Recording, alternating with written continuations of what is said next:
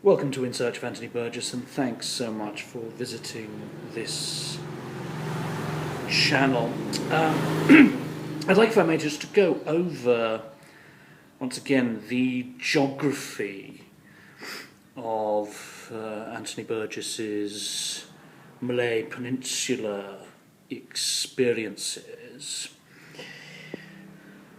Just to recapitulate, after a night of whoring in Singapore, he and his wife took the night train to Ipoh, and that proceeds along this route, entering Kampar there, Sungai Terap, and then up here into Ipoh. There they alighted and ate bacon and eggs in the station restaurant. And after that short rest, they took the slow train round to Kuala Kangsar here.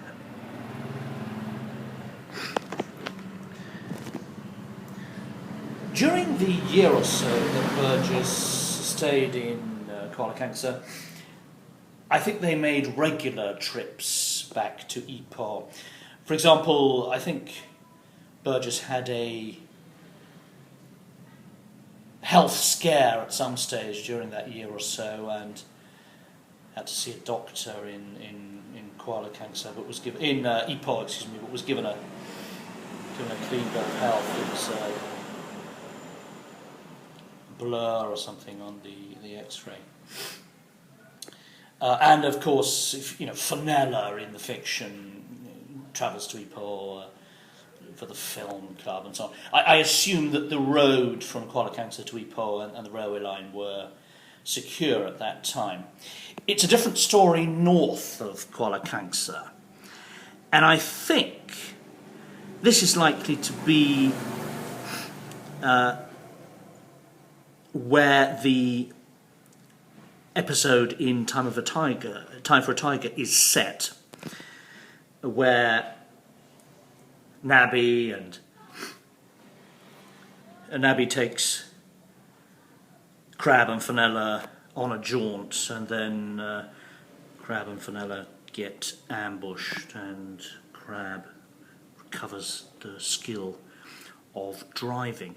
That will have probably occurred in the dangerous area north of Kuala Kangsar. But I think it also almost certain that Burgess and Lynn will have paid a visit, perhaps if only for a day, in the Cameron Highlands, very much a British preserve, a kind of a hill station. They're bound to have seen that.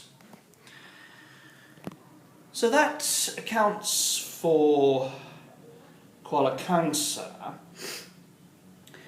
At the end of his year or so, he was to be transferred to Kota Bharu. How did they get to Kota Bharu? Well, this I've discovered. The three of them, Burgess, Lynn and the cat Lalage, took a Malayan Airways aircraft over this dangerous region to the jewel that is Penang Island. Thence they took a flight across what Burgess calls the spine of mountain and jungle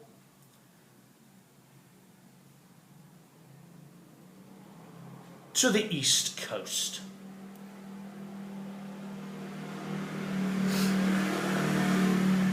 Here, Burgess spent the next 2 years teaching at the Malayan Teachers Training College. During the course of their time in Kota Bharu, they did spend some time swimming in the China Sea, at the beach of passionate love, which Burgess translates as the beach of irregular lust. And this is mentioned in Burgess's autobiography. He states that the local Malay women from the local kampong delighted in handling his genitals and wished to be reassured that they were like every other man's genitals. So that's an interesting episode. After some time, Burgess flew with his wife to KL to supervise teaching practice for a period. It was about a month, actually. So they flew to KL to do that. And during that time, as is well known,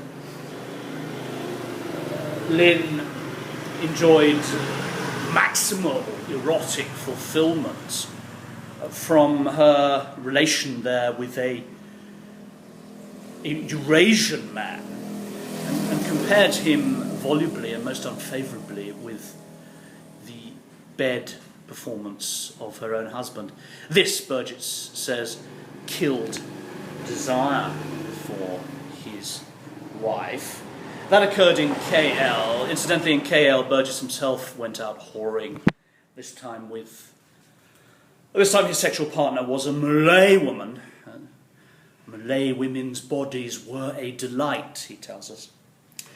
So after returning from that trip to KL, returning to Kota Bharu, they came to the end of the 3-year tour and they were to return to London.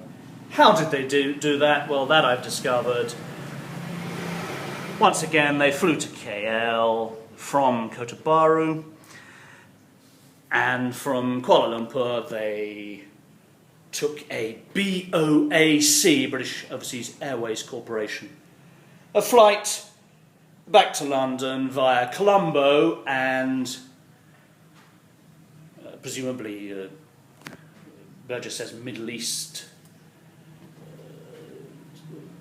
cities. I assume that means possibly Beirut, something like that. So there it is, the Malay Peninsula geography of Anthony Burgess.